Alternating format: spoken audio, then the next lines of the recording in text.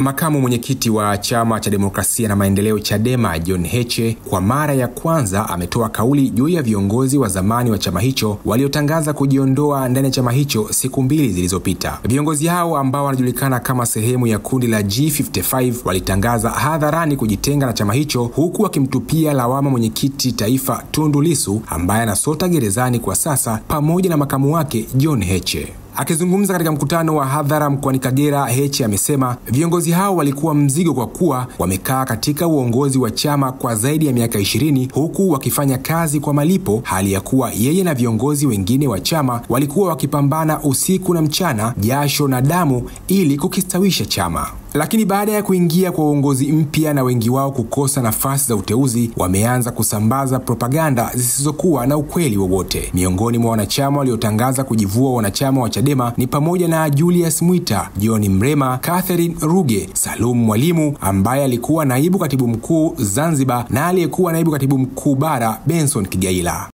Hawa jamaa zangu waliozungumza jana, hakuna miongoni mwao wamewahi kuwa kiongozi wa kuchaguliwa kwenye chama chetu kwenye ngazi yoyote. Wamekuwa makao makuu ya chama, wazungu wanasema as long as I can remember, kwa miaka zaidi ya 20. Sisi tukipigana hapa, ruzuku ikipatikana, wao wanalipwa. Hawajawahi kufanya kazi ya bure. Mwenyekiti wenu wa jimbo anafanya kazi ya kujitolea, katibu wa jimbo anafanya kazi ya kujitolea, mwenyekiti wa mkoa, viongozi wote wanafanya kazi ya kujitolea, lakini wao wakiwa makao makuu hawajawahi kufanya kazi ya bure. Umeingia uongozi mpya, umechagua viongozi wengine kwa sababu chama hiki ni kikubwa. Watu wengine umekuwa makao makuu kwa miaka 20, miaka 15, miaka 22. Tumeteua watu wengine. Anapoingia mtu, hata anapoingia rais, anaandaa baraza lake la mawaziri, anaweka jingine. Lissu ameingia, ameunda baraza lake la mawaziri jipya. Imekuwa nongwa.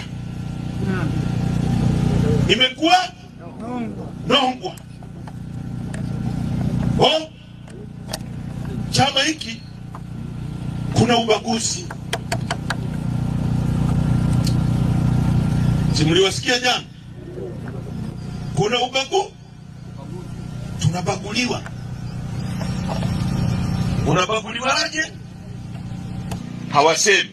Kubaguliwa ni kwamba wao hawajapewa nafasi, wamepewa wanachadema wengine. Wewe eti ndio ubaguzi.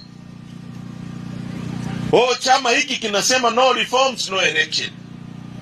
Kwa hiyo sisi hiyo agenda tunaipinga, sio agenda ya nchi. Nani miongoni mwenu hapa Nkwenda ambaye anasema leo tukienda kwenye uchaguzi jinsi ulivyo mnaweza kupata mbunge au diwani? Nani miongoni mwenu anasema hivyo? Kuna mtu hapa anasema tukienda kwenye uchaguzi tutapata madiwani? Kuna mtu anasema tukienda kwenye uchaguzi tutapata mbunge?